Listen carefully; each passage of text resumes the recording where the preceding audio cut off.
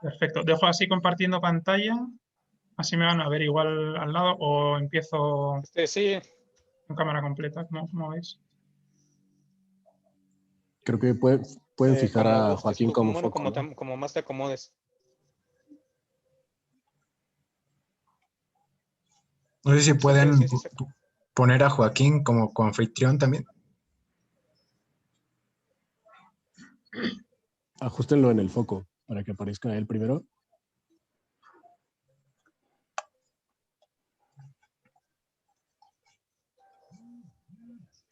Ahorita voy a hablar un poco de tu semblanza, John, para presentarte a los demás y ya posteriormente puedes empezar con tu charla, ya sea que quieras platicar algo más sobre ti o empezar directamente con tu plática que nos tienes.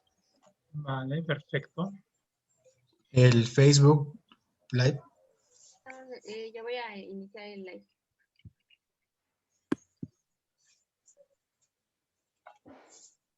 Ahorita les digo cuando ya esté.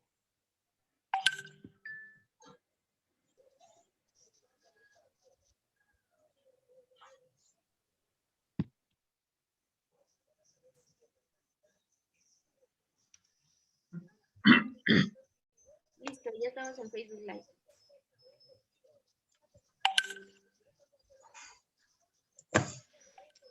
Bien, buenas tardes. Esta vez nos acompaña el doctor John Arteta. El doctor John Arteta es doctor y arquitecto en máster en proyecto avanzado de arquitectura y ciudad por la Universidad de Alcalá, titulado por la Universidad del País Vasco. Actualmente ejerce como docente y coordinador del área de herramientas digitales en la Universidad Central de Chile. Sus investigaciones se centran en las estrategias de diseño arquitectónico urbano y su conexión con el contexto científico, tecnológico y social. Bueno, pues bienvenido, arquitecto. Estamos muy agradecidos con usted por el hecho de que nos esté regalando un poco de su tiempo, ya que pues sabemos que ahorita ya en Chile, ¿qué hora es? ¿Son las 8? Son las 10 acá. Tenemos 3 horas más. Las 10, ¿no? ¿verdad? Sí. Sí. Así que, bueno, muchas gracias, Joaquín. Bueno, pues si quiere platicarnos un poquito más sobre usted o... Claro, sí. Si bueno, quiere pero platicarnos un poquito más sobre usted o comenzar con su charla como... Vale, perfecto. Bueno, lo primero de todo es daros las gracias por la invitación, la enhorabuena también por la organización de este encuentro que habéis conseguido a gente de buen nivel, charlas muy interesantes por lo que he visto y por lo que se viene también. Así que por mi parte, bueno, un honor poder participar y ojalá, bueno, poder sumar con esta charla un granito de arena más y ayudar a ofrecer una visión o complementaria a la del resto de compañeros ponentes. Bueno, así muy brevemente presentarme. Mi nombre es John Arteta y yo estudio en la Universidad del País Vasco. Posteriormente hice el magíster y doctorado en la Universidad de Alcalá, en Madrid.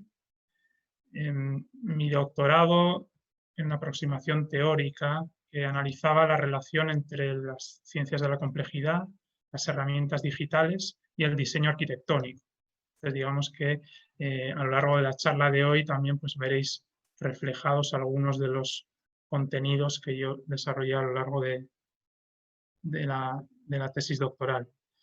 También comentaros que en paralelo a la investigación académica también he ejercido como arquitecto en diferentes oficinas, desde oficinas más tradicionales a oficinas un poco más experimentales. De ahí vamos a ver un poco más adelante algunos trabajos con Cervera y Pioz, que era una oficina de Madrid que se dedicaba al tema de la arquitectura biónica. De ahí vamos a ver un poquito más en qué consiste.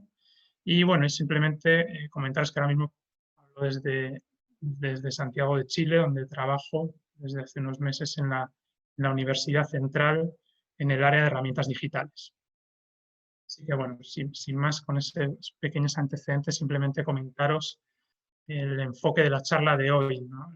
Tal y como conversamos con los organizadores del Congreso, la idea era hacer una charla bastante divulgativa y informativa para la gente que os aproximáis a toda esta temática.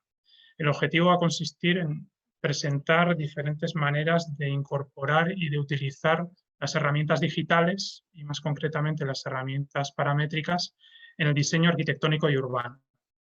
Para eso vamos a presentar ejemplos, vamos a hacer un mapeo de diferentes posicionamientos teórico-prácticos y de vías de investigación con el fin de que veáis el abanico de posibilidades existente en este ámbito.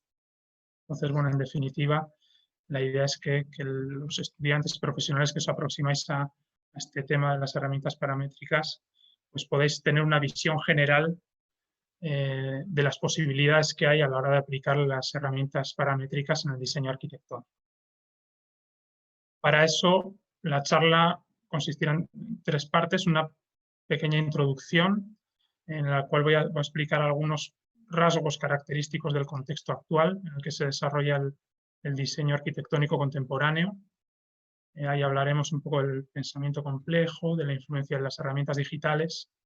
Bueno, va a ser unas pequeñas pinceladas sobre el contexto actual. De ahí vamos a entrar en el grueso de la charla, que sería precisamente el estudiar diferentes casos, diferentes ejemplos y vías de trabajo. Y finalmente, pues haremos unos pequeños comentarios a modo de conclusión y, por supuesto, después las preguntas que queráis formular. Para comentar un poquito este contexto general, hacer alusión al pensamiento sistémico o pensamiento complejo. Es decir, hoy en día ya no entendemos el mundo como una suma de objetos aislados o autónomos, sino que en realidad hoy en día vivimos en una gran red de relaciones, ¿no? En el que todo está interconectado entre sí y todo parece formar parte de un gran sistema de sistemas. Entonces, este pensamiento, este nuevo paradigma, se ve apoyado a su vez por la tecnología digital, es decir, las herramientas digitales nos han permitido entender un poco mejor esta complejidad, nos han permitido analizarla, simular algunos fenómenos complejos y permitir que sigamos avanzando y comprendiendo mejor la complejidad del mundo que nos rodea, ¿no? Al mismo tiempo, estas mismas herramientas han provocado que esta complejidad siga aumentando constantemente, es decir, lo sabemos a través de las redes sociales o todo tipo de redes tecnológicas, las interacciones y las interconexiones entre personas, objetos, todo ello se va multiplicando, con lo cual digamos que esta complejidad sigue aumentando y al mismo tiempo tratamos de nuevo de tratar de entenderla y de gestionarla, ¿no? Entonces al final como se nos genera un bucle constante y evolutivo entre lo que sería el pensamiento complejo y la tecnología digital. En este contexto, evidentemente también ha afectado a la manera de entender la arquitectura y la obra arquitectónica. Josep María Montaner, el arquitecto español, habla de la crisis del objeto, es decir, de cómo lo importante ya no es tanto el objeto arquitectónico o la forma final del objeto arquitectónico, sino la relación de esa obra arquitectónica con su contexto. Es decir, ahora lo que intenta la arquitectura en este nuevo contexto es precisamente maximizar sus relaciones e interacciones con el entorno. Es decir, la arquitectura aspira a integrarse y a formar parte también de este gran sistema de sistemas. En esto, nuevamente, la tecnología digital hará de catalizador. Es decir, tal y como veremos a lo largo de la charla, en concreto las herramientas paramétricas, veremos cómo nos van a ayudar a conectar el proyecto arquitectónico con diferentes factores externos, bien sean factores materiales, ambientales, energéticos, sociales, etc. Entonces vamos a ver un poquito más adelante cómo se articula esto. Para entender un poquito mejor este contexto, creo que es interesante también hacer la comparativa con respecto al pensamiento heredado del movimiento moderno, ¿no? Que de alguna manera todavía está un poco presente en la manera de pensar actual, todavía heredamos algunas ideas del movimiento moderno, pero en general podemos decir que están pleno transformación, ¿no? Digamos que ya estamos avanzando hacia otro contexto. Entonces, en ese sentido me parecía interesante hacer una pequeña comparativa de algunos puntos clave. El primero de ellos podría ser la simplificación, ¿no? Digamos que cuando se afronta un problema complejo, los arquitectos modernos tendían a dividirlo, separarlo en problemas más simples para poder resolverlo. El ejemplo de esto más claro quizás en la planificación urbana, la zonificación, ¿no? que se contemplaba en la Carta de Atenas, cómo un problema complejo se simplifica y se divide en problemas más simples. Hoy en día, en cambio, ya aceptamos esta complejidad, es decir, no intentamos simplificarla, sino que simplemente la aceptamos y tratamos de gestionarlo de la mejor manera posible. Evidentemente es muy difícil de comprender en su totalidad, pero digamos que avanzamos en gestionar esta complejidad. Y también me parece interesante comentar que esta transición de pensamiento y de paradigma digamos que es brusca, pero no sucede de la noche a la mañana, es decir, hay una transición y hay una serie de personajes y de pioneros que ayudaron a hacer este cambio de pensamiento. Entonces, en este sentido, no quiero extenderme mucho, pero sí quería citar brevemente pues, el trabajo de algunos de estos autores, ¿no? Entre ellos aquí, por ejemplo, recojo unos diagramas de Christopher Alexander, que fue uno de los primeros en su artículo La ciudad no es un árbol, en criticar el pensamiento simplificador y tratar de entender la complejidad a través de métodos matemáticos, en este caso adentrándose en el campo de los grafos, entre otras aportaciones de Alexander y de otros tantos pioneros que permitieron esta transición. Otro punto podría ser la transición de una formalización más determinista de la arquitectura, con una geometría más euclídea, hacia formas más complejas y hacia patrones adaptables. Digamos que el movimiento moderno está muy influenciado por precisamente este otro factor, que es la estandarización, la racionalización de la arquitectura, como eso lleva a un cierto determinismo formal, mientras que hoy en día, gracias a la tecnología digital, los computadores, todos estamos trabajando ya con patrones formales mucho más complejos y adaptables, dinámicos, ¿no? Y aquí, bueno, simplemente un pequeño esquemita de Peter Eisman, que fue uno de los primeros en explorar en esta complejidad formal y también el uso del computador para ello. Y por último, también hacer referencia a la producción estandarizada, típica del movimiento moderno, que tenemos el masón dominó, y cómo hemos podido avanzar hacia una producción no estándar, gracias tanto a los programas de modelado digitales como a las nuevas herramientas de fabricación digital. Entonces, bueno, aquí también ha habido un importante cambio posibilitado e inspirado por también el trabajo de muchos arquitectos pioneros. En este caso, veis una imagen de Fray Otto, que ya han comentado otros ponentes, y digamos que fue un pionero en la exploración de esta libertad formal en la arquitectura. Bueno, simplemente unas pinceladas por poner en contexto. Y en esta diapo lo que vemos básicamente es el planteamiento o la hipótesis de esta charla, ¿no? Lo que os voy a plantear es que hemos visto que las herramientas digitales nos están permitiendo nuevas exploraciones, nuevas búsquedas y nuevas vías de investigación en la arquitectura. Pero, sin embargo, considero que muchas de estas búsquedas siguen respondiendo a las preguntas fundamentales de la arquitectura, a preguntas fundacionales que de alguna manera siempre han estado ahí. Entonces, estamos en un nuevo contexto, pero de alguna manera también conectados de alguna manera a la tradición y a las búsquedas fundamentales de la arquitectura. En este sentido, os voy a organizar los ejemplos y los casos de estudio, los voy a organizar en 4 grandes categorías y de tal manera que cada una de ellas refleja digamos, las funciones o algunas búsquedas fundamentales de la arquitectura. En este sentido, yo las presento, digamos que casi como una evolución o ampliación de lo que sería la mítica tríada vitruviana, ¿no? Entonces, digamos que en primer lugar tendríamos el firmitas, que de alguna manera hace referencia a la relación de la arquitectura con lo material y con las leyes físicas, ¿cierto?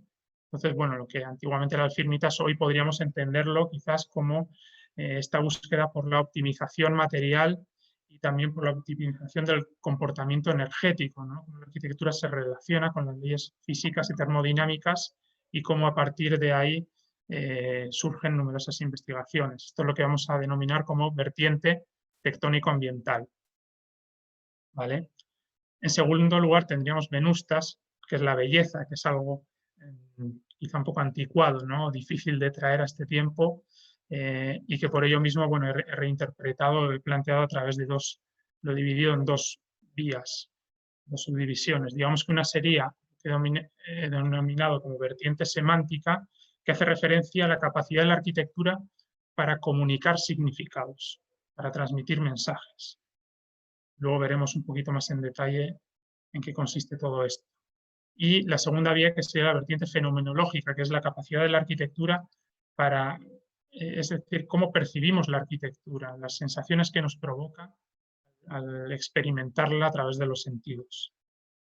Y por último, la última categoría, que sería el equivalente al utilitas, es decir, la funcionalidad, cómo la arquitectura puede servir para facilitar o catalizar ciertas actividades humanas y, digamos que, ciertos flujos y dinámicas sociales también, ¿no? En ese sentido, he preferido llamarlo como vertiente social.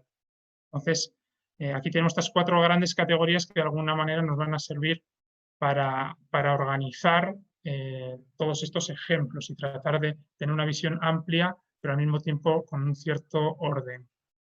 Y también indicar que, bueno, esto es una categoría orientativa, no estamos haciendo cajones encerrados ni una clasificación cerrada, es simplemente una manera de proponer una estructura de estudio, cierta lógica o cierto orden.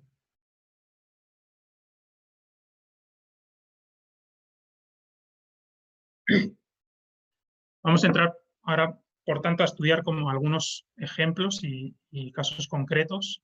Vamos a empezar por la primera categoría, que sería la vertiente que hemos denominado como tectónico-ambiental, es decir, la que tiene relación con la optimización material y la optimización del comportamiento energético y que de alguna manera es la más relacionada directamente con el concepto de sostenibilidad, ¿no?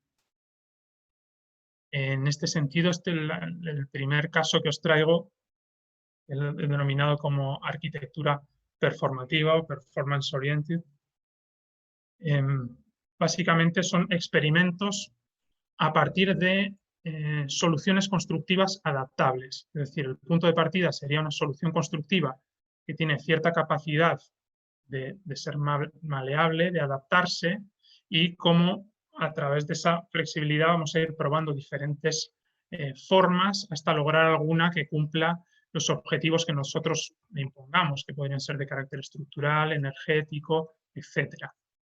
¿Vale? Entonces aquí vemos ese tipo de experimentos a través de unas propuestas desarrolladas en el Emergent Technologies, la Architectural Association, pero que en realidad son un tipo de prototipos y de experimentos que se desarrollan en numerosos workshops alrededor del mundo, ¿no? Nosotros mismos, bueno, aquí ha habido muchos ponentes que han presentado prototipos de este estilo, digamos que en algunos casos con mayores recursos, en otros con menos, pero bueno, digamos que es una manera de trabajar y de aplicar el uso de las herramientas paramétricas. Aquí, como se puede comprobar, vamos a ver un poco cuál es el procedimiento habitual, ¿no? Se puede hacer de muchas maneras, o hay diferentes tipos de experimentos, pero bueno, digamos que habitualmente, pues en este caso, que he rescatado del trabajo de EMTech, vemos que comienzan con una maqueta física en la cual ensayan esta solución constructiva y ven sus tolerancias y su capacidad de adaptación. En base a esa observación física se construye un modelo paramétrico que reproduce esos mismos márgenes de adaptación. Y de esta manera lo que obtenemos es lo que se llamaría un genotipo, es decir, una forma genérica que luego es capaz de dar lugar a muchas formas específicas diferentes. Pero de momento lo que tenemos es el genotipo. El siguiente paso sería la construcción y selección del fenotipo, es decir, a partir de esta forma genérica, crear muchas formas diferentes según las posibilidades que me ofrecen esos parámetros y en base a toda esa generación, esas opciones que yo creo, tratar de elegir la que mejor se adapte a los requisitos que yo quiero a través de simulaciones, es decir, se puede hacer simulaciones, diferentes tipos de comprobaciones, hasta que el diseñador de alguna manera elige cuál es la solución óptima. Y aquí vemos pues, cómo en muchos casos resulta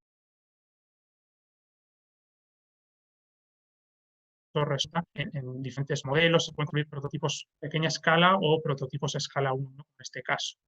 También indicar, como se vio en el workshop de ayer, que bueno, este proceso de generar diferentes opciones y de seleccionarlas puede ser más manual o puede ser también automatizado a través de herramientas más avanzadas como pueden ser los algoritmos evolutivos, etc. Bueno, no vamos a entrar en eso, pero simplemente puntualizarlo. Y aquí veis que bueno, también dentro del EMTEC hicieron algunas exploraciones también para ir un poco más allá, ¿no? De estos prototipos que de alguna manera están limitados, aunque sean A1-1, son prototipos limitados en tamaño, bueno, cómo llevar esto a la escala del edificio, ¿no? Simplemente por mencionar este tipo de exploraciones no vamos a profundizar demasiado en ello por el momento.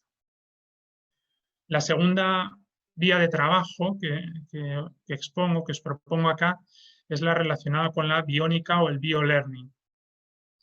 Bueno, antes de esto se me había olvidado comentar en la anterior cómo esta manera de diseñar no es la manera habitual, digamos que no es la idea del diseñador que la plasma directamente, que pasa de la mente a plasmarla en el papel. Digamos que es un modelo de diseño que imita la naturaleza, ¿no? Se construye un genotipo, diferentes fenotipos, diferentes manifestaciones de ese genotipo y una selección, digamos, podemos entenderlo como una selección natural.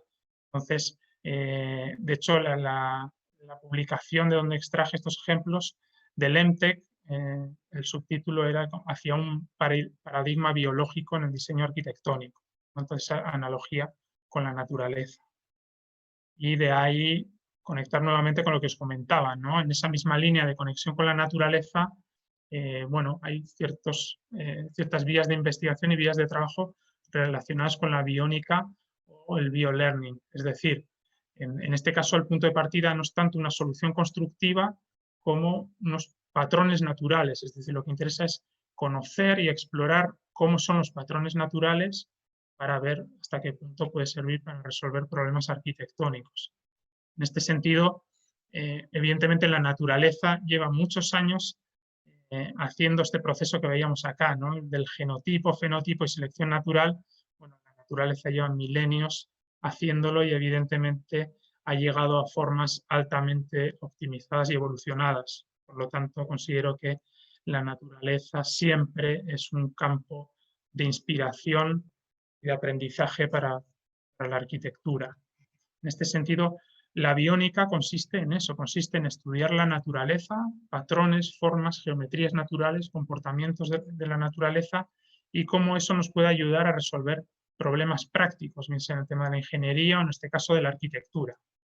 Indicar que esto también es bidireccional. Hay otros casos en los cuales no solo se estudia la naturaleza y se lleva la arquitectura, sino que tenemos un problema arquitectónico y es en base a ese problema que nosotros vamos y buscamos en la naturaleza a ver qué tipo de geometrías o funcionamientos nos pueden ayudar a resolver nuestro problema.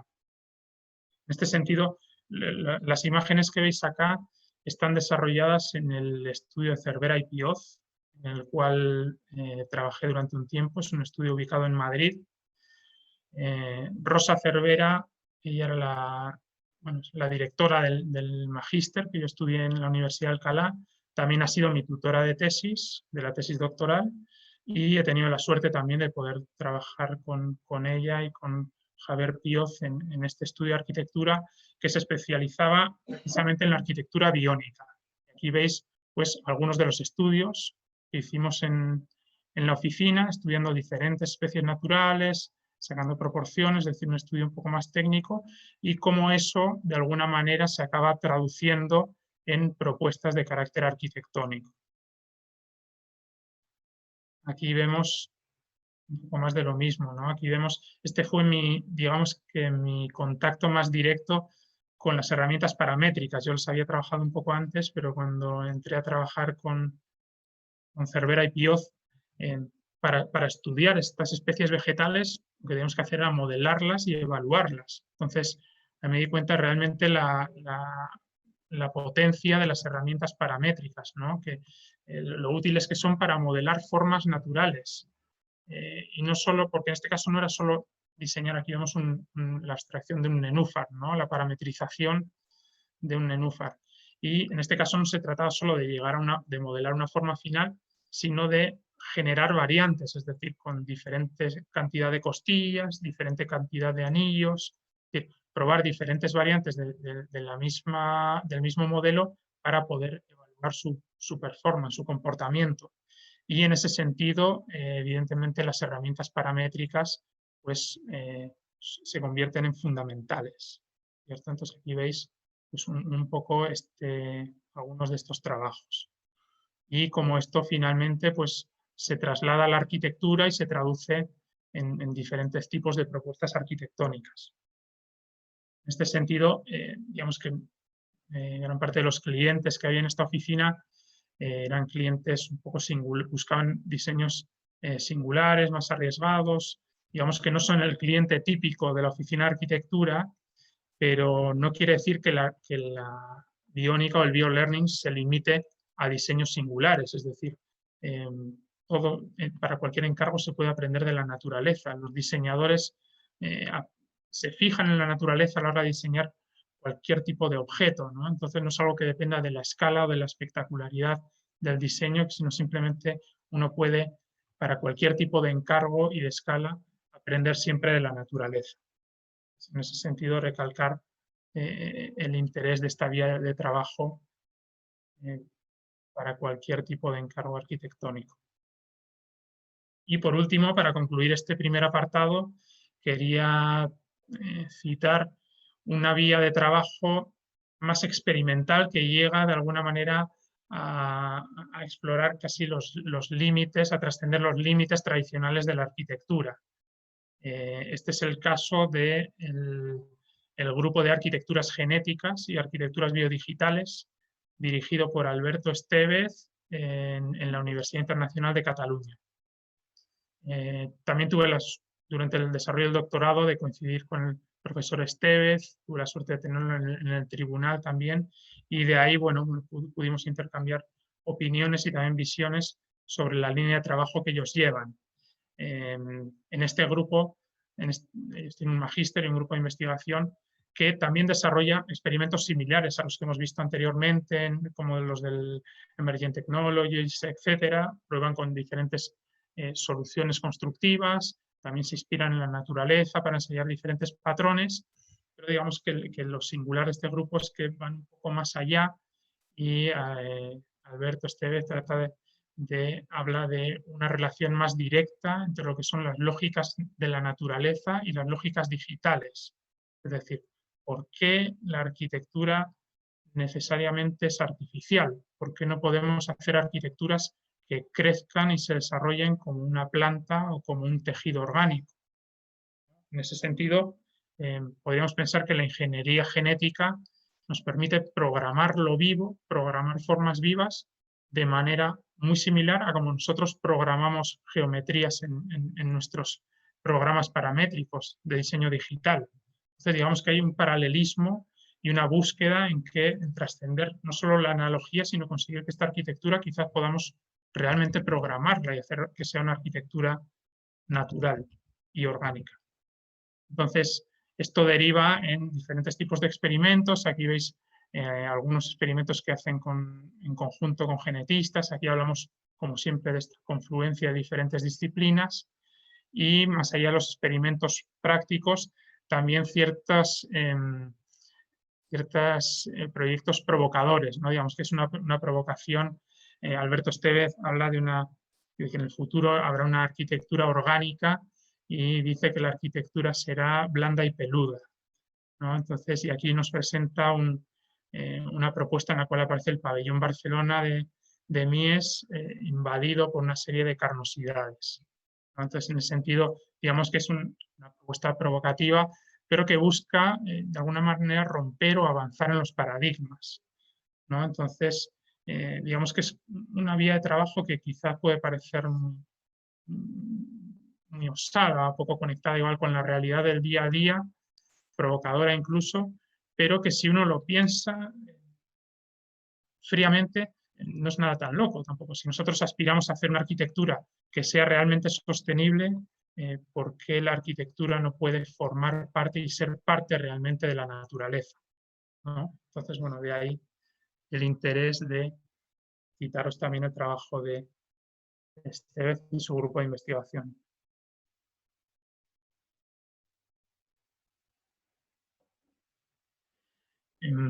Pasaríamos ahora, bueno, vamos a ver otra serie de vías de trabajo, en este caso relacionadas con lo que hemos denominado como vertiente semántica. La vertiente semántica es la capacidad de la arquitectura de comunicar mensajes, de transmitir significados.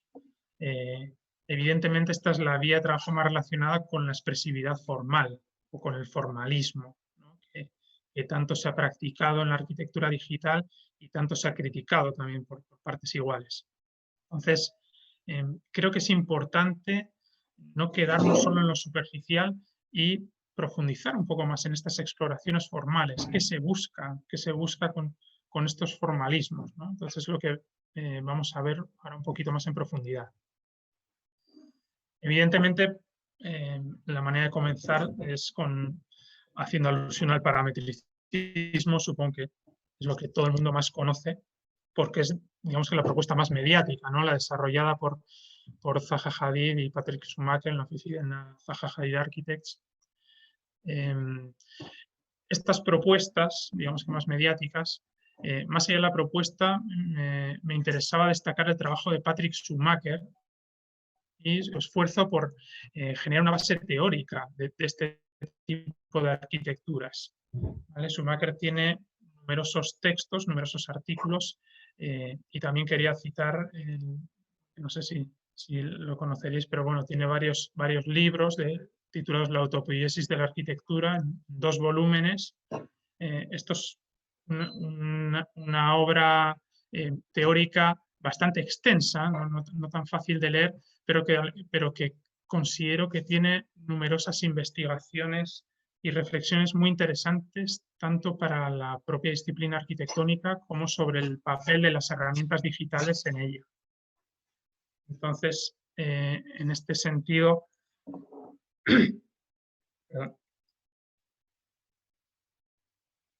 destacar que Patrick Schumacher, aunque sus escritos siempre tiendan a presentar el parametricismo y su propuesta estilística, digamos que estas obras teóricas igual tienen muchas otras reflexiones más genéricas que a mí en lo personal me han ayudado bastante en mis investigaciones sobre la arquitectura digital, y por eso mismo os invito a explorarlo también. Indicar también que arquitectura paramétrica no es lo mismo que parametricismo. Es decir, el parametricismo podemos entenderlo como un estilo, es decir, tiene una propuesta formal, un abordaje teórico particular, que es el que propone Schumacher, pero que de ninguna manera es la única opción. Es decir, es una opción más dentro de tantas posibles dentro de la arquitectura paramétrica.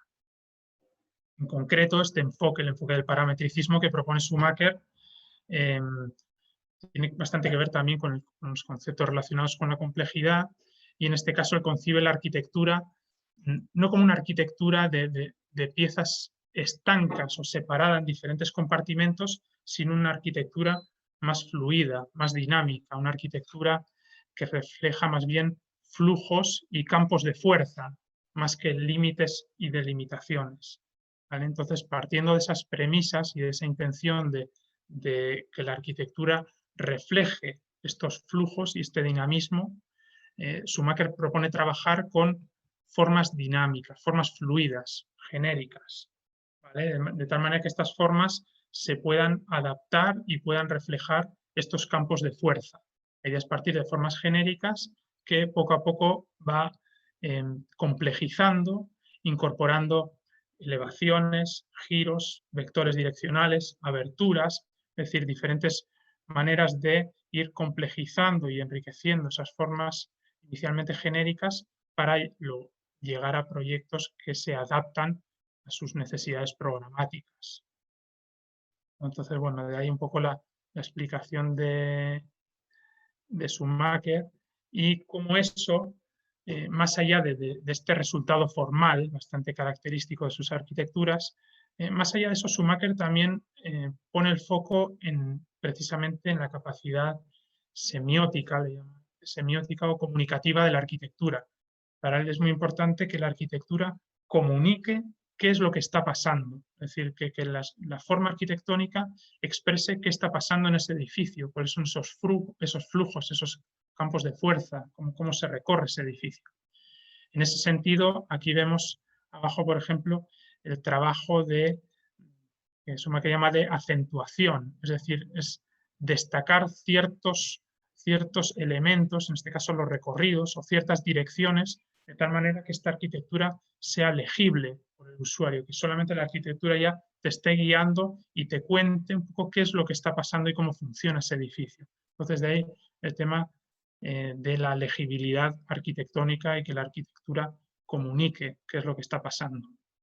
En ese sentido, me parece bastante interesante también cómo aborda el diseño de los edificios en altura, de las torres de oficina, que Schumacher contrapone la típica oficina, como el glass box, ¿no? como esta caja de vidrio típica, que no nos ofrece ninguna información sobre lo que está pasando dentro, sobre qué pasa en ese edificio.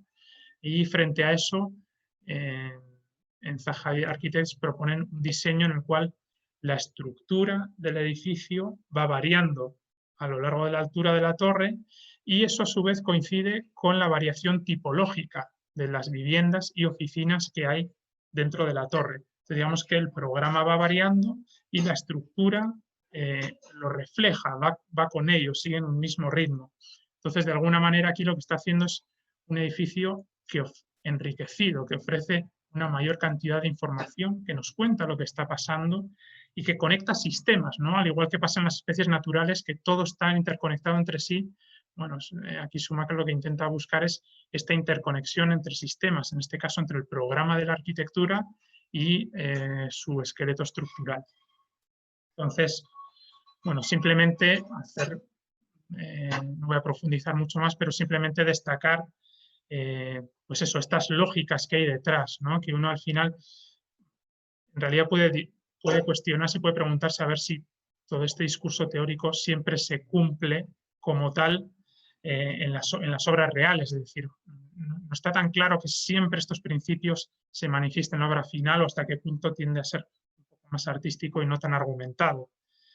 Asimismo, Schumacher en sus escritos también tiene una actitud siempre bastante provocadora, con lo cual este tipo de arquitecturas siempre van a ser polémicas, pero lo que quería simplemente era contaros que hay bastante detrás de estas formas y a no quedaros simplemente en la crítica fácil, sino ir un poquito más allá y entender un poco qué es lo que hay detrás de toda esta propuesta arquitectónica. Aquí vemos otro enfoque diferente. Este pertenece a Charles Jencks. Charles Jencks es un reconocido teórico de la arquitectura, que él se hizo famoso principalmente por sus textos sobre la arquitectura posmoderna, pero digamos que Jencks ha seguido igualmente desde entonces estudiando y criticando la arquitectura, también la arquitectura contemporánea, hasta hace poco, creo que falleció el año pasado. Y digamos que, bueno, Jencks siempre ha sido también un referente y una opinión importante a la hora de entender la arquitectura y la arquitectura de la comunidad. A Jencks no le interesa, como Schumacher, el edificio cuente realmente lo que está pasando, es decir, no le interesa un relato realista. Jencks lo que defiende es la capacidad metafórica de la arquitectura, de transmitir evocaciones, significados que vayan más allá, trascendentales y que vayan más allá de lo meramente funcional. ¿Vale? Jencks habla de cómo la arquitectura a lo largo de la historia siempre ha hecho alusiones a lo cosmológico, lo trascendental. Todas las arquitecturas antiguas incorporaban estas alusiones a través de sus proporciones, a través de ornamentos, es decir, de diferentes recursos. Es solo recientemente que la arquitectura ha eliminado esas alusiones, ¿no? Hoy en día parece que vivimos en en un contexto mucho más práctico ¿no? Racional y práctico, quizás más mundano, más terrenal, y de alguna manera estas alusiones como que solo tienen lugar en ciertas arquitecturas ya con más icónicas, digamos, ¿no? Entonces, bueno, James lo que reivindica es que la arquitectura se vuelva a reconectar con este relato cosmológico, con la intención de poder transmitir mensajes que vayan más allá de lo meramente funcional. Y en ese sentido, James, en su libro The Architecture of the Jumping Universe, en este libro específicamente lo que hace es hablar de eso, del interés de que la arquitectura recupere estos relatos cosmológicos. Él considera que la cosmología contemporánea la identifica con las ciencias de la complejidad. Es decir, las ciencias de la complejidad son las que nos permiten entender actualmente el mundo, ¿no? Es nuestro actual paradigma de pensamiento, y por eso mismo James lo que hace es asociar ciertas obras arquitectónicas o ciertas formas arquitectónicas con conceptos procedentes de las ciencias de la complejidad. Entonces, James lo que hace es tomar obras de diferentes arquitectos, en general icónicos, y como vemos aquí, pues asocia determinadas propuestas con conceptos relacionados con las ciencias de la complejidad, en este caso la fractalidad, sistemas adaptables en el terminal de Yokohama. Este es un proyecto propio de James. Él trabajó bastante el tema del paisajismo y abordó directamente estas metáforas cosmológicas. Entonces, lo que me interesa esta propuesta, y bueno, lo que le interesa a James, más allá de estas asociaciones que pueden ser más o menos compartidas o subjetivas, digamos, en este caso lo que interesa a James es una arquitectura rica en significados, capacidad de evocar, es decir, capacidad de generar metáforas, y no metáforas lineales o, digamos, metáforas muy directas. Para una buena metáfora es aquella precisamente que es capaz de transmitir diversidad de significados y de asociaciones, ¿no? Tal y como sucede, por ejemplo, en la poesía. Entonces, bueno, simplemente indicar también cómo las herramientas digitales que nos permiten generar un nuevo universo formal, formas mucho más complejas, y por eso mismo una mayor capacidad de sugerir formas de repente mucho más enigmáticas, más sugerentes, más conectadas con esta visión que nos plantea Charles James.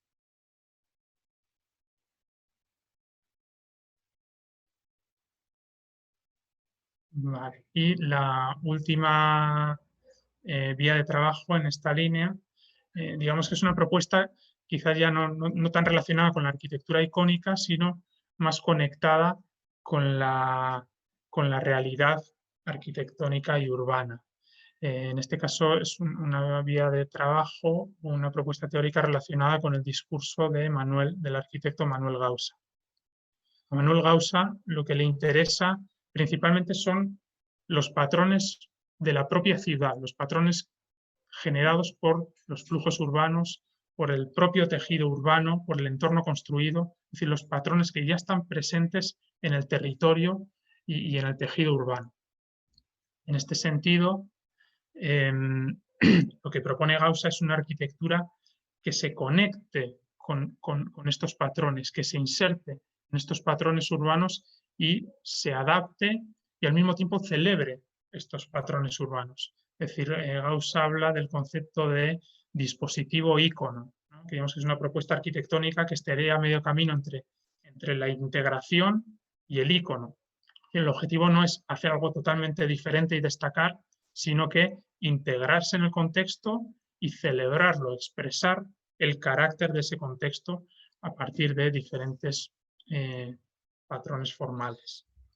En ese sentido, aquí vemos cómo Gausa también, de manera similar a James, recopila trabajo de terceros autores y también trabajos propios para reflejar un poco ese carácter, ¿no? Aquí vemos diferentes tipos de patrones, en este caso más como mallas, topografías, aquí veíamos recrecimientos, identifica diferentes tipos de patrones formales y cómo la arquitectura puede conectarse con este tipo de patrones. En este sentido, digamos que el discurso de Gauss no está dirigido específicamente a las herramientas paramétricas, pero su manera de entender la arquitectura y su propuesta formal, digamos que está directamente ligada con el tipo de geometrías que uno obtiene a partir de las herramientas digitales.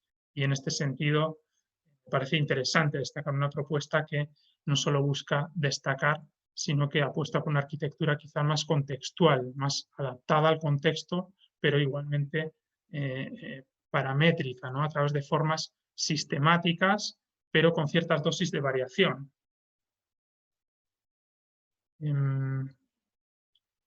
Vale, se me está escuchando bien de momento porque llevo mucho rato hablando solo y no sé si me podríais confirmar si... Sí, John. Sí, ¿estamos bien? Perfecto. Sí, John, te escuchamos bien. Ya, genial, genial, perfecto. Estas otras dos, las que quedan ya son un poquito más breves. Vamos ahora con la vertiente fenomenológica. Y esta vertiente haría, esta vía de trabajo haría referencia a cómo percibimos la arquitectura, cómo experimentamos la arquitectura a través de los sentidos. Digamos que hablaremos de una experiencia que no es como en el caso de la semántica, que la semántica tiene que ver con el raciocinio, como yo interpreto los mensajes que me transmite la arquitectura. Yo pienso e interpreto esos mensajes, esas metáforas que hablaba James, etc. En este caso estamos hablando de algo más experiencial, es decir, previo al razonamiento, simplemente esta primera sensación que nos transmite, ¿no? Esta experiencia que nos transmite la arquitectura. En este sentido, en este apartado, vamos a estudiar una propuesta, un posicionamiento teórico, una propuesta que en sí misma no está ligada directamente a lo digital. De hecho, no está ligada a lo digital, pero considero que las propuestas de los autores, en este caso voy a abordar el trabajo de Christopher Alexander y Nikos Salingaros, entre otros, digamos que considero que esta propuesta tiene potencial también de conectarse con la arquitectura digital. Ahí lo vamos a ir viendo y por eso me parece interesante igual citarlo. No sé si habéis escuchado hablar del concepto de biofilia, digamos que es un término que creo que últimamente ya se empieza a escuchar bastante, se ha popularizado y que básicamente hace referencia a las sensaciones positivas que experimentamos los seres humanos cuando estamos en entornos naturales con presencia de naturaleza, ¿no? Digamos que esa conexión con la naturaleza, a eso se referiría la biofilia. Y digamos que ciertos autores, entre ellos Alexander, Salingaros y algunos otros, van un poco más allá. Afirman que en realidad estas sensaciones positivas no tienen que ver solo con la naturaleza, sino que tienen una componente geométrica. Es decir, estas sensaciones positivas nos la comunica todo aquel objeto que tenga una geometría, unas lógicas formales similares a las de la naturaleza. ¿Cuáles serían estas lógicas formales? Podríamos pensar quizá en un árbol, en cualquier especie natural, que vemos que son leyes que se van repitiendo constantemente, ¿no? Tenemos la ramificación que se vuelve a ramificar de nuevo y es una misma ley que se repite, se repite y se repite en diferentes escalas, dando lugar a una forma con formas que se denominan autosimilares o formas fractales, ¿vale? Digamos que la geometría fractal estaría directamente relacionada con esto. Entonces, lo que proponen estos autores es que si estas geometrías fractales nos generan sensaciones positivas en la percepción, tratemos de crear arquitecturas que estén conectadas con estas lógicas formales, con estas lógicas fractales. Aquí vemos, bueno, el fractal es un concepto matemático, no estamos hablando de fractales matemáticos en sí mismos, sino de fractales adaptativos, es decir, no una forma pura, sino una forma adaptativa, de manera igual que sucede en los árboles, ¿no? La ramificación no es siempre idéntica, sino que cada rama crece de manera, según la misma ley, pero de manera un poco diferente, según el contexto. Estas mismas lógicas aparecen por todas partes en la naturaleza e incluso también en ciertas creaciones artificiales como asentamientos humanos que crecen de una manera, digamos que más orgánica también, ¿no? Entonces, bueno, aquí podríamos apreciar ese carácter fractal en una configuración urbana. para completar un poco las ideas de Alexander y Salingaros, indicar que esta fractalidad también no es una transformación constante, digamos que se repite la misma ley, pero en ciertos rangos de escala, ¿no? Pasamos de 1, aquí hay más triángulos, aquí hay más, aquí también vemos ciertas jerarquías. Es una ley que se repite, pero con diferentes rangos jerárquicos. Entonces, aquí vemos representada esa idea de las jerarquías. Igual que en un árbol tenemos, por ejemplo, tenemos muchas ramitas pequeñas, menos ramas más gruesas, menos, hasta que llegaríamos casi al tronco, ¿no? Entonces, digamos que siempre hay una ley de proporciones o de escalas que se tiende a cumplir en estas formas naturales fractales. Alexander y Salingaros, ellos afirman que generalmente es la arquitectura tradicional y la arquitectura vernácula tiende a cumplir mejor con estos principios de biofilia y de fractalidad, en el sentido que antes se construían pues eso, con un mayor rango de escalas, con una escala más humana, se presta más detalle al ornamento, y aquí vemos, por ejemplo, una propuesta de Christopher Alexander, como veis, con un aire totalmente tradicional, casi vernáculo, pero bueno, la importancia de tratar de conectar con estas diferentes rangos de escala, y también muy importante, ellos le dan mucha importancia al ornamento y a la textura. Igual que en las formas naturales, esta ley se repite desde lo más grande hasta lo más pequeño, hasta las ramificaciones que aparecen en cada una de las hojas del árbol, ¿no? Entonces, hasta el detalle más pequeño sigue apareciendo esa misma ley. La importancia de que para lograr una arquitectura fractal o biofílica, la importancia también de llegar al detalle. Entonces, en ese sentido, creo que esa idea de repetir siempre una misma ley en diferentes escalas, de llegar, la importancia del detalle, de reformular el ornamento y el detalle en la arquitectura, creo que también tiene mucho que ver con las prácticas actuales en el campo del diseño paramétrico. Aquí veis algunos ejemplos que de alguna manera transmiten un poco estos mismos principios, ¿no? Como con el diseño paramétrico hemos reformulado el ornamento e incluso la textura, ¿no? Hemos visto en las charlas de otros ponentes cómo con las nuevas técnicas de diseño y también de fabricación digital podemos diseñar nuevos materiales con geometrías en los cuales este propio material ya es en sí una textura y podría considerarse casi hasta un ornamento también, ¿no? Entonces, como a través del diseño digital también exploramos muchos de los principios de los que nos hablaban Alexander y Salingaros. En ese sentido, como reflexión final, una reflexión que a mí me surge, y es ver de alguna manera, aquí vemos tanto la arquitectura paramétrica como la propuesta de Alexander, nos hablan de una arquitectura evolutiva, que evoluciona, que se complejiza. Aquí vemos como Alexander nos presenta un diseño en el cual van apareciendo nuevos elementos y esa arquitectura se va complejizando, generando diferentes jerarquías, diferentes escalas, adoptando de alguna manera, digamos en el caso de Alexander, una cierta escala humana. Y como la arquitectura paramétrica nos propone también unas formas evolutivas, pero en general suelen tender a ser formas más simples, es decir, no tienen tanta variedad de escalas o de jerarquías. Digamos que generalmente es un mismo patrón que se va transformando, pero en muchos casos llega a dar lugar a formas, digamos que que nos son un poco ajenas, ¿no? Casi alienígenas o un poco externas a la cercanía o la percepción de otras arquitecturas.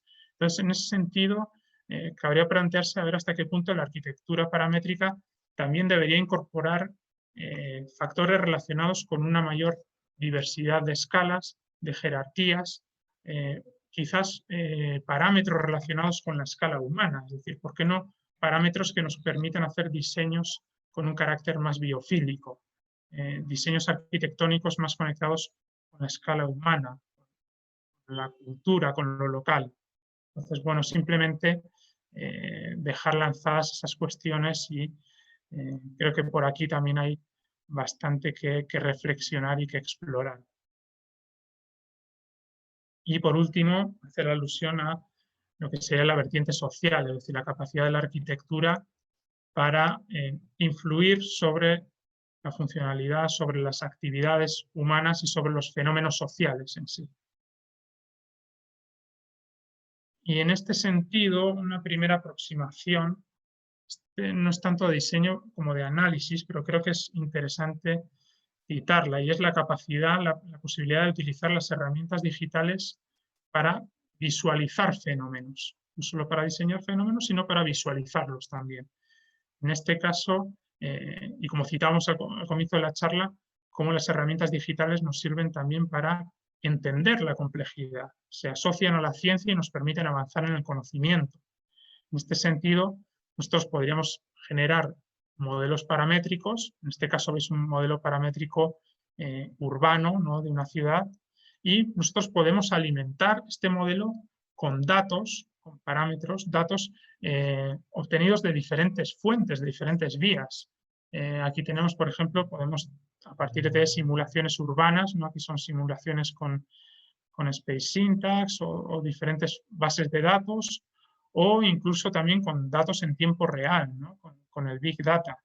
Y cómo podríamos alimentar este modelo y hacer que todos esos datos, que en muchos casos no los visualizamos, son puros datos almacenados y no tenemos cómo verlos de manera clara, cómo alimentando un modelo paramétrico con todos estos tipos de datos podemos llegar a visualizaciones y a comprender fenómenos complejos que de otra manera nos costaría visualizar o comprender, ¿no? En ese sentido, bueno, aquí tenéis algo parecido, en este caso desarrollado por, bueno, en el MIT, por el Sensible City Lab, digamos que es un laboratorio con grandes medios tecnológicos.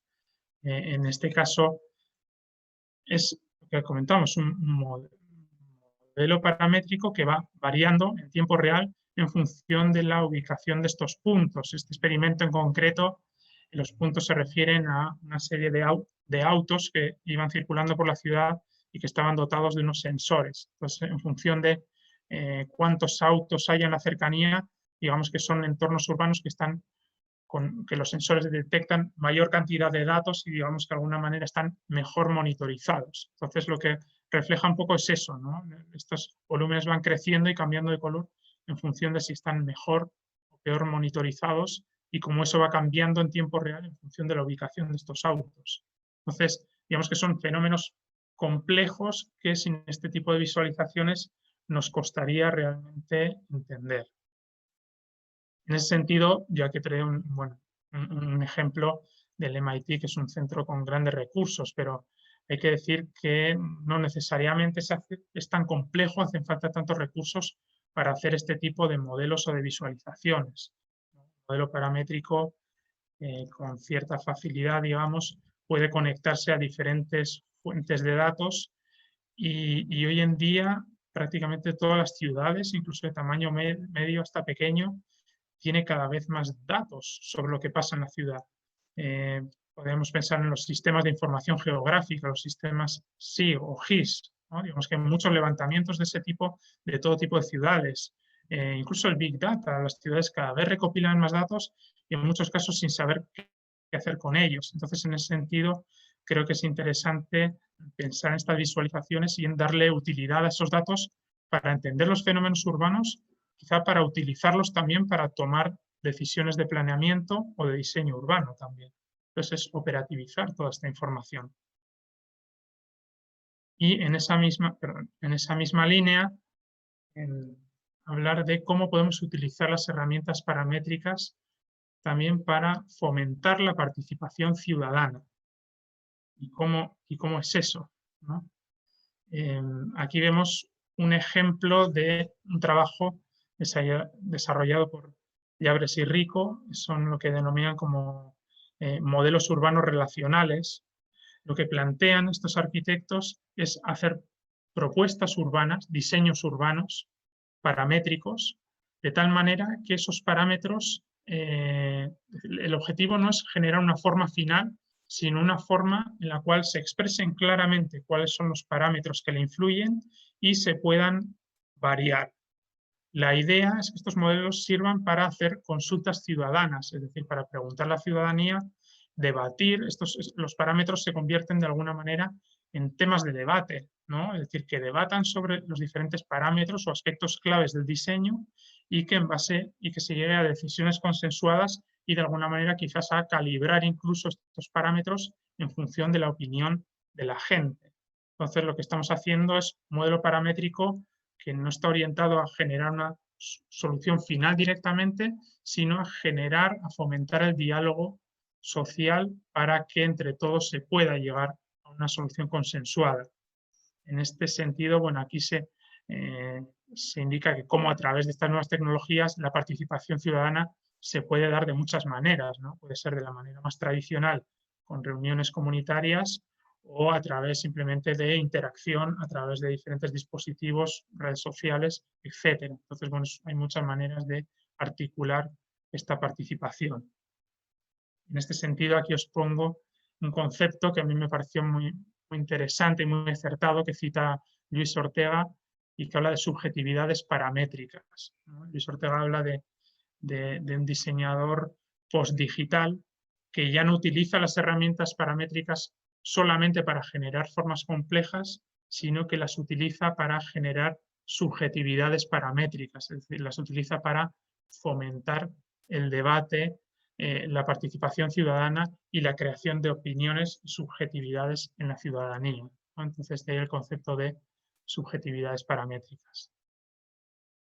Y por último, para finalizar también, quizás con otra vía ya más experimental, es pensar qué pasa. Hemos estado viendo modelos paramétricos que relacionan lo físico con diferentes aspectos, ¿no? Con aspectos ambientales, perceptivos, sociales, pero ¿qué pasa si en este modelo paramétrico desaparece el componente geométrico?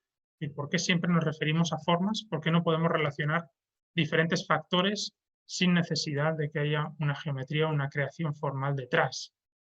Y esto básicamente es lo que está haciendo en las ciudades inteligentes, ¿no? Esta es una práctica que ya está a través de diferentes apps o de diferentes aplicaciones y redes, cómo se puede hacer que la manera de utilizar las ciudades varíe o se altere sin alterar el sustrato físico, digamos.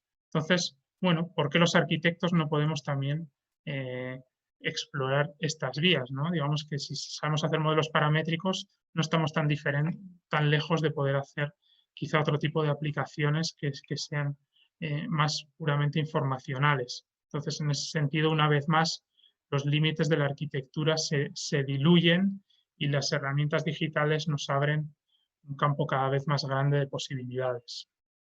Y en ese sentido, hacer referencia también a esta idea de Smart City, no solo como esta visión tradicional, quizá más jerárquica, más top-down, de control, de controlarlo todo, sino saber que también hay iniciativas más bottom-up, ¿no? Temas que emergen de abajo y que podemos hablar quizás del hackeo urbano, o cómo programar, hacer aplicaciones que inviten a utilizar el espacio urbano de otra manera o fuera de los parámetros habituales establecidos, ¿no? Entonces, bueno, hay muchas maneras de construir y de intervenir en esta ciudad digital también, físico-digital, híbrida. ¿Vale? Entonces, bueno, con eso digamos que concluiríamos el estudio de casos y era simplemente, bueno, unas pequeñas reflexiones como conclusión. Aquí volvemos al esquema inicial que hemos visto al principio de la charla, ¿no? Y de nuevo destacar cómo las herramientas digitales nos han permitido emprender nuevas búsquedas, ampliar las posibilidades, pero cómo de alguna manera seguimos dando respuesta a preguntas fundamentales, a preguntas fundamentales de la arquitectura. Desde ahí, de alguna manera, volver a reconectar lo contemporáneo con estas búsquedas fundamentales que hemos ido viendo. De la misma manera, también indicar que bueno, la clasificación que hemos seguido, realmente, como os decía antes, no es una clasificación estanca, no es que uno intervenga solo en la parte semántica o ambiental, y de hecho la arquitectura no es solo lo semántico, lo tectónico ambiental o lo fenomenológico, solamente lo social, es la confluencia de todo ello. Eso es la arquitectura y el diseño arquitectónico y urbano. Entonces, simplemente indicaros que lo que os he explicado son quizás algunos puntos de referencia para construir una imagen global, pero hay que ser consciente que en realidad no existen solo estas vías de investigación, sino que en la confluencia de todas ellas y en el solape de todas ellas creo que está principalmente el interés y donde hay un campo de exploración sumamente amplio. Y por último, para concluir, simplemente indicar que hemos visto a lo largo de toda la charla cómo las herramientas paramétricas nos permiten conectar el proyecto arquitectónico con el entorno, con el contexto, con factores externos, ¿no? De carácter material, ambiental, social, con la participación ciudadana. Y en ese sentido, destacar cómo las herramientas paramétricas nos ayudan a seguir explorando y comprendiendo cada vez mejor el carácter sistémico de la arquitectura. Y con eso finalizaríamos. Muchas gracias por la atención. Espero que os haya servido para ampliar miras, para sentar un poquito ideas y sobre todo para inspirar, ¿no? Para ver diferentes vías de trabajo que están ahí abiertas a disposición de todos y esperando que las exploremos con la ayuda de estas nuevas herramientas. Eso simplemente, muchas gracias a todos.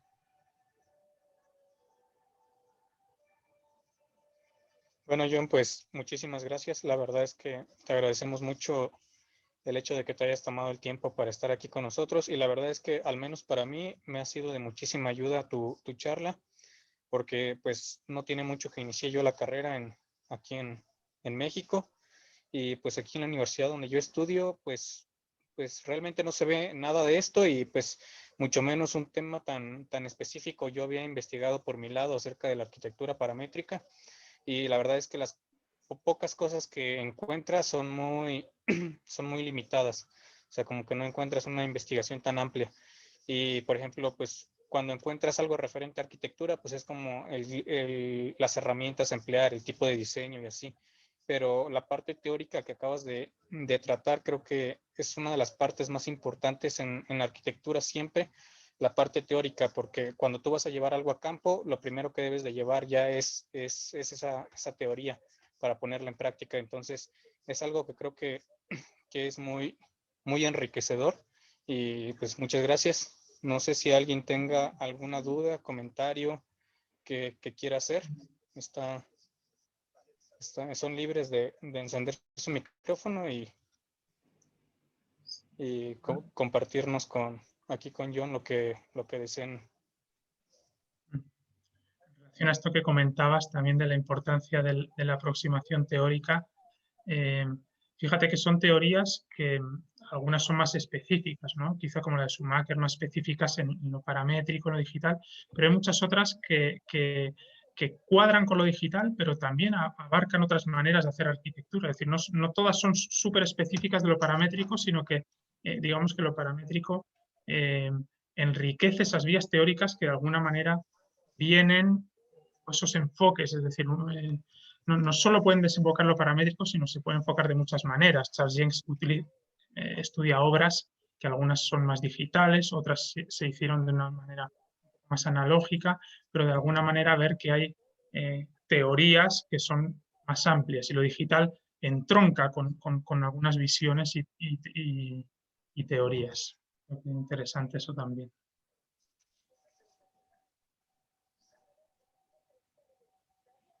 Sí, exacto. Bueno, hay un comentario en la transmisión, en el live. Dice de Mónica Vázquez, excelente ponencia. Muchas gracias por sintetizar información tan compleja de forma tan clara y precisa. Bueno, gracias. También bueno, yo tengo un...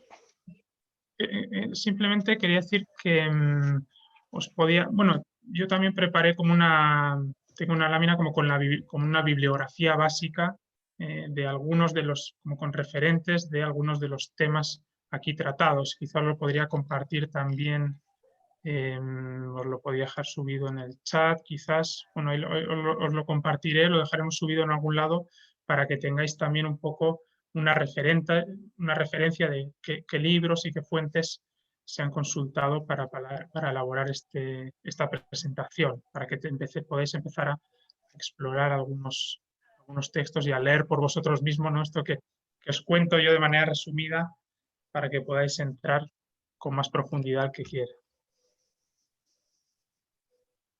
Claro.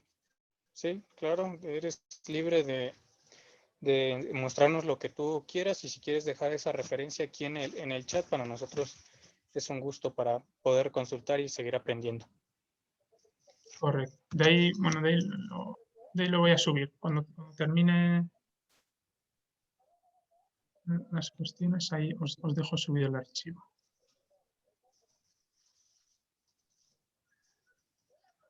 Ahora no veo el chat, no sé por dónde está.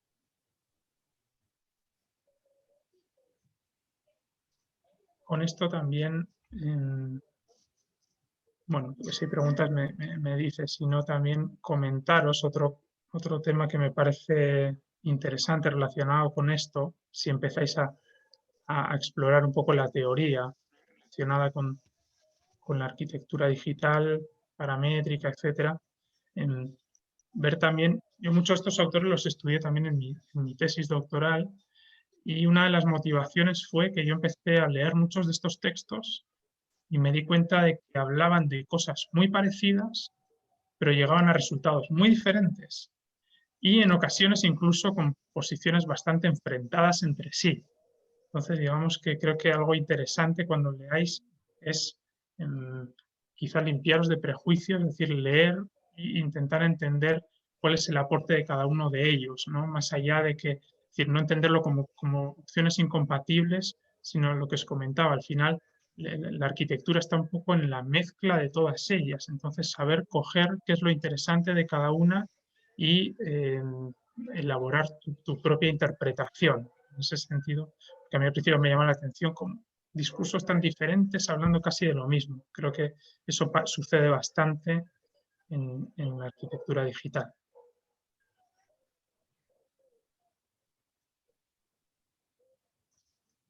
Ok, tenemos una pregunta, bueno, unas preguntas en Facebook, te las voy a leer. Dice Adrián Zaragoza: muy interesante, se me ocurre que podemos utilizar un sistema de redes neuronales artificiales para obtener datos del campo en tiempo real y poder gestionar mejor la planeación urbana.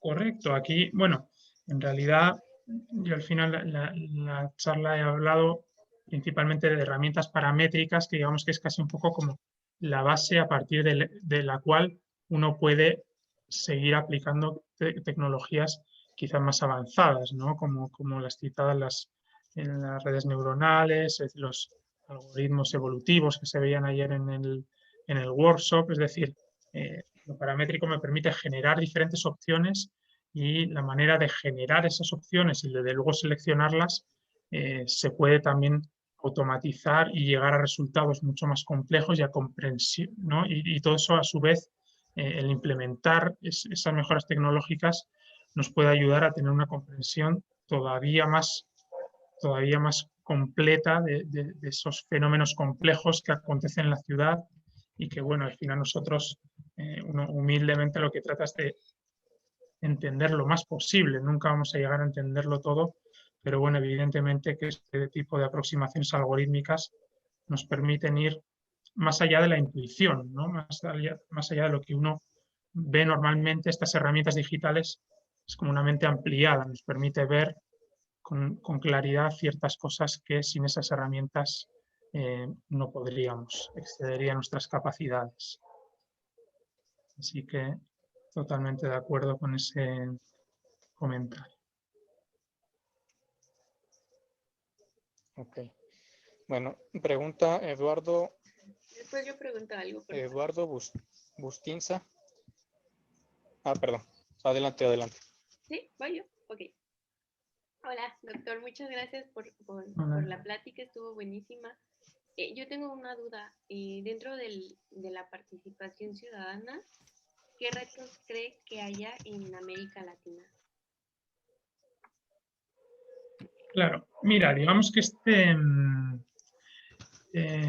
estas iniciativas como de participación ciudadana Yo las que os he citado se han implementado, pero digamos que son iniciativas todavía muy experimentales y que no tienen, hasta donde yo sé, no han tenido todavía un gran recorrido o no se han implementado demasiado a nivel práctico, con lo cual no te podría hablar de experiencias prácticas o de cómo eso se recibe, pero sí creo que puede ser interesante. O sea, creo que cuando diseñamos sobre todo arquitectura paramétrica, lo que estamos haciendo es explicitar a través de código todas nuestras intenciones de proyecto. Y eso muchas veces uno ve el resultado final y eso se pierde, ¿no? Que queda invisible, siendo que precisamente el valor de la arquitectura paramétrica es visibilizar los factores del diseño.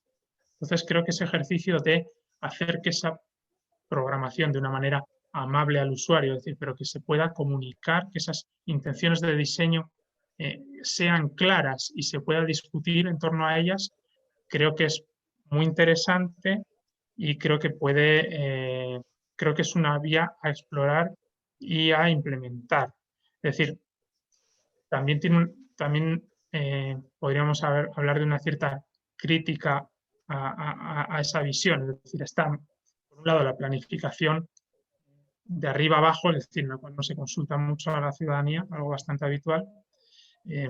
Podríamos tener este tipo de diseño urbano en el cual digamos que el equipo de diseño plantea un diseño con ciertos parámetros que son alterables por la ciudadanía, en el cual estamos ayudando a que haya un diálogo ciudadano, y al mismo tiempo también hay ciertos sectores que dicen que en realidad es una consulta demasiado limitada, en el sentido que tú ya le das un diseño prehecho en el cual solo le dejas cambiar unos pocos parámetros. Eso dependerá de cómo tú diseñes o cómo hagas ese planteamiento de diseño, ¿no? Pero en ese sentido hay otros que quizás son de una planificación urbana más participativa, en el cual cada uno aporta y se mezclan las aportaciones de todos, y digamos que es algo mucho más abierto, que no depende de una modelación arquitectónica. Entonces, digamos que eso que os propongo, esas subjetividades paramétricas, esa manera de proceder, está un poco entre medio, entre esta tendencia de no consultar o la tendencia de que todas las aportaciones son válidas. Digamos que está entre medio, es un filtrado en el cual el equipo de diseño prediseña ciertos aspectos y otros los consulta. Creo que es interesante, pero hay mucho por recorrer en ese aspecto. Por eso mismo creo que las vías de trabajo que os explicaba aquí son casi más de inspiración, muchas son bastante experimentales, ya habéis visto. Entonces, creo que es interesante explorarla más en profundidad. Y bueno, digamos que esa es una de las tareas que tendríamos por delante y a la cual os invito a todos. Gracias, doctor. Bueno, no sé si te he contestado bien o te queda alguna duda al respecto. Digamos que... No, bueno, lo que pasa es que acá de donde yo soy, de México, soy del estado de Querétaro, sí se implementa mucho la participación ciudadana, pero a mi opinión pienso que no está implementada de la manera como más óptima. Entonces, y bueno, porque pues siempre va a estar como la visión del arquitecto y de los políticos, de los ingenieros, o sea, de todos los ciudadanos. Entonces, o sea, cuando tocaste el tema se me hizo como muy interesante cómo puede aportar el diseño paramétrico al urbanismo y también a la participación ciudadana. Entonces, no sé, se me hizo muy, muy interesante y pues que también creo que como país, y supongo que allá donde estás tú es igual, pues tenemos todavía mucho camino que recorrer. Entonces, se me hizo muy interesante todo lo que mencionaste acerca de eso. Y sí me respondiste la pregunta. Sí, no, yo creo que es eso, una vía interesante, y yo en lo personal no soy especialista en proyectos participativos o en ese área, entonces me parecía interesante citarla, pero estoy seguro que hay mucho por desarrollar y seguro que habrá especialistas que tengan bastante más que comentar en ese aspecto, pero bueno, creo que sobre todo hay mucho por hacer en esa línea. Gracias. Si quieres seguir, Joaquín. Sí. Bueno, no sé si alguien más quiera hacer otra pregunta o le damos lectura a una más que queda en Facebook.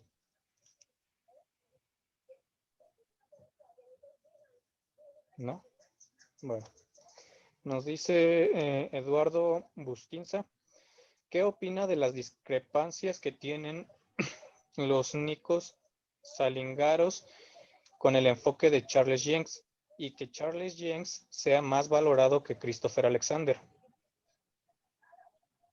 Sí, buena pregunta. Aquí está lo que os comentaba un poco antes, ¿no? Como gente que en algunos aspectos puede hablar de cosas que suenan muy similares, llegan a confrontaciones radicales. En este sentido, digamos, sobre todo por parte de Salingaros hacia Jenks, hay críticas bastante duras y bueno, creo que al final cada uno de alguna manera, la manera casi como de dar potencia a una vía de investigación, de darle relevancia, muchas veces lo que necesitas es diferenciarte de otras, ¿no? Es decir, para demostrar qué es lo que yo busco, dejo claro que en realidad es diferente a lo tuyo. Entonces, en ese sentido, sí que hay un choque de visiones y yo en lo particular considero que Salingaros y Alexander, sobre todo,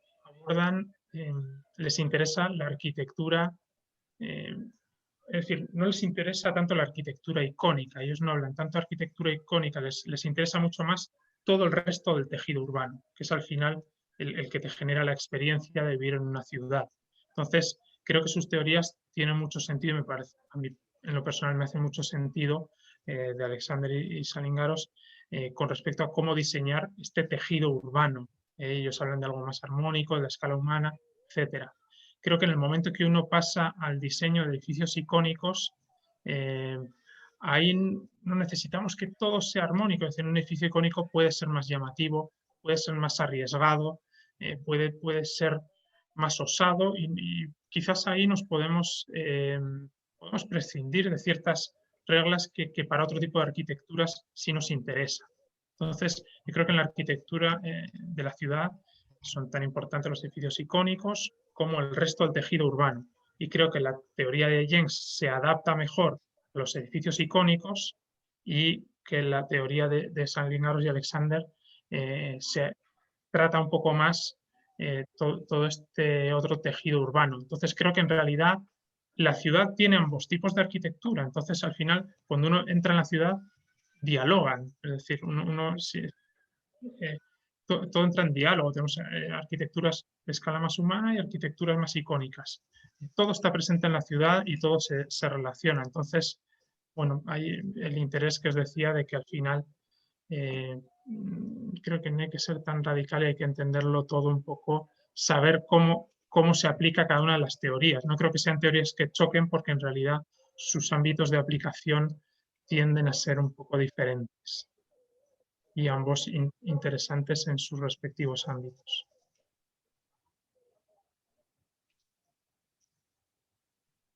Ok, John, gracias. Bueno, yo tengo una pregunta. La verdad, ¿tú qué opinas como arquitecto y como profesor de Chile acerca de la evolución de esta arquitectura? Porque, por ejemplo, yo aquí donde estudio, que es acá en Michoacán, México, la verdad, pues yo no conocía como tal la arquitectura paramétrica hasta hace algunos meses. Entonces, pues la verdad yo quisiera saber o quisiera que me platicaras más o menos cómo es la idea de allá. Por ejemplo, tú que pues eres nativo de España, pero trabajas en Chile, debido a tu experiencia, ¿cómo consideras que sea la arquitectura paramétrica en los distintos países? Vale, mira, yo creo que es el tema de cuál es el lugar de este tipo de herramientas y arquitecturas en la formación académica. em, Creo que es un reto y un debate bien abierto eh, hasta el día de hoy, creo que en la mayoría de universidades. Yo en lo personal, cuando me formé, no tuve ningún tipo de formación en herramientas digitales, ni siquiera en AutoCAD, no tuve ni una clase de herramientas digitales de nada. Tampoco estoy hace rato, pero tampoco tanto. Y digamos que es un reto, ¿no? Y ahora que me he incorporado a la docencia universitaria y como os comentaba antes, uno de nuestros retos actuales es rediseñar la malla de herramientas digitales y yo considero que actualmente la mayoría de temas relacionados con arquitectura paramétrica siempre son en pues eso, posgrado, workshops puntuales y está bien, pero creo que se echa de menos que llegue un poquito antes, porque al final creo que con otros invitados también se hablaba, ¿no? ¿Qué es lo más importante para adentrarse en esto? Y uno de ellos hablaba de la geometría. Tiene que entender bien la geometría, la matemática. Y esas asignaturas serán en los primeros años. Entonces, ¿por qué no, de una manera quizás muy simple, pero poder introducir un poco este pensamiento computacional y algunas herramientas más relacionadas con lo paramétrico? Yo imagino que puede ser muy interesante para explorar ciertas geometrías y de alguna manera, de una manera simple, no vamos a pretender que los alumnos en los primeros años sean expertos en programación y se metan en eso, pero sí creo que inculcar de una manera sencilla algunos principios para que uno llegue a la arquitectura paramétrica de una manera más amable y no le pille como algo totalmente ajeno, ¿no? Entonces, a mí en lo personal me gustaría, y es uno de mis cometidos a partir de ahora en la universidad, explorar cómo hacer eso. En ese sentido, tengo previsto, me gustaría entrevistarme también con otros arquitectos que están trabajando en eso, también la docencia en ese ámbito. Así que creo que se viene una exploración interesante. No te puedo dar grandes rasgos porque precisamente eso es lo que quiero estudiar en profundidad a partir de ahora. Te comunico un poco mis intuiciones, ¿no? Quiero conversarlo también con gente que tiene más experiencia en la docencia de estos ámbitos para ver cuál es su experiencia y cuál es el grado de implantación que uno podría hacer o de qué manera para que esto, de alguna manera, desde la enseñanza de grado, pues uno pueda tener, aunque sea unas ciertas nociones básicas. Creo que eso sería importante y creo que es un reto para la mayoría de universidades a día de hoy, no creo que solo en México. Y eso desde lo que yo veo en Chile y también en España, parecido.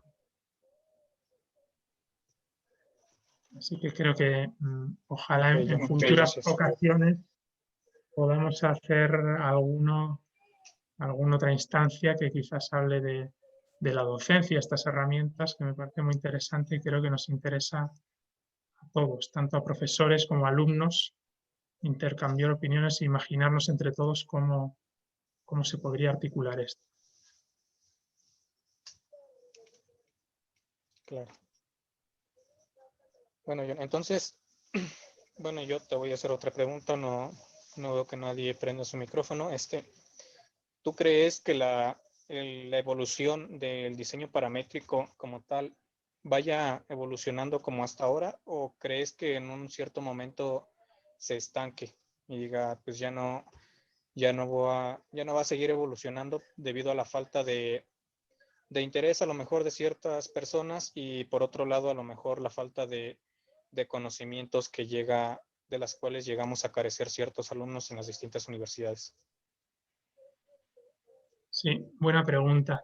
Mira, yo creo que la capacidad que dan las herramientas digitales de llegar a geometrías de mayor complejidad, creo que es de primer interés para la arquitectura en todo momento. En la arquitectura enseñamos a trabajar con la forma y esas posibilidades formales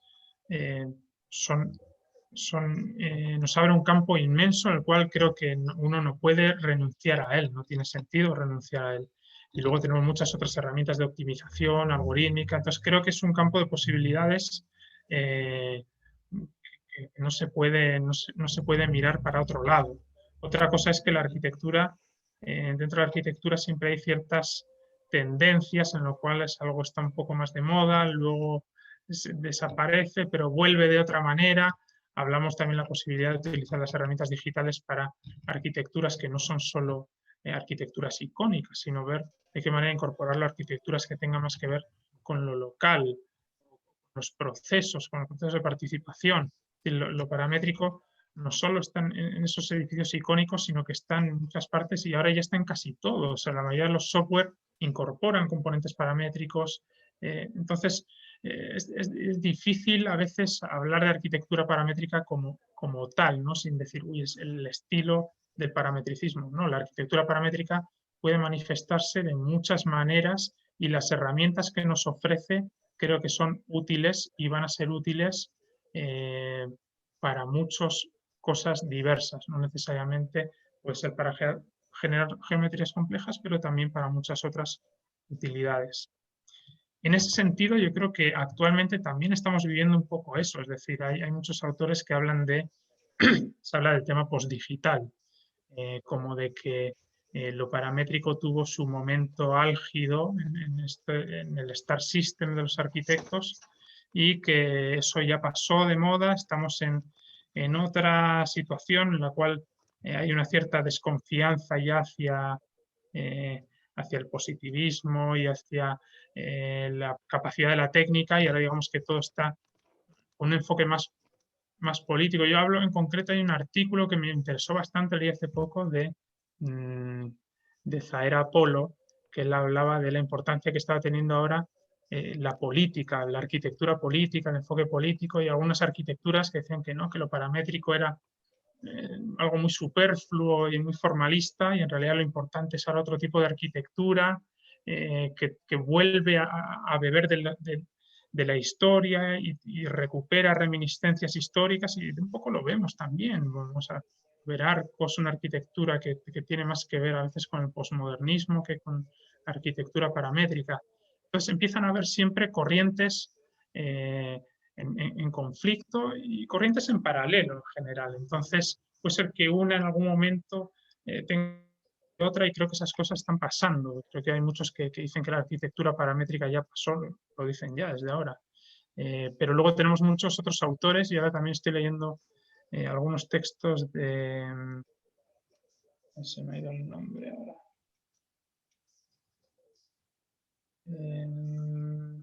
Hoy se me ha ido el nombre de este teórico italiano que tiene textos bien interesantes y que aborda todo esto, ¿no? Es decir, cómo estudia lo postdigital, y él en realidad es un confiado de que la tecnología va a seguir y no hay otra. Es decir, si los arquitectos, la tecnología va a seguir evolucionando y los medios tecnológicos van a seguir evolucionando, queramos o no los arquitectos. Si queremos seguir al día, más nos vale estar atentos y aprovechar sus recursos. Si no, nos quedaremos fuera, es decir, seguirá sin nosotros. Entonces, en ese sentido, creo que de una u otra manera siempre vamos a tener que estar vinculados a la tecnología, vamos a tener que evolucionar con ella. ¿Qué tipo de arquitecturas o formas salgan de todo eso? Creo que irá cambiando con las ideas y con el contexto de cada momento. Pero me parece que aprender las herramientas, es decir, paramétricas y por extensión algorítmicas, o todo relacionado con unas herramientas digitales, una comprensión más profunda de lo digital, creo que eso es fundamental más allá de los estilos en sí mismos.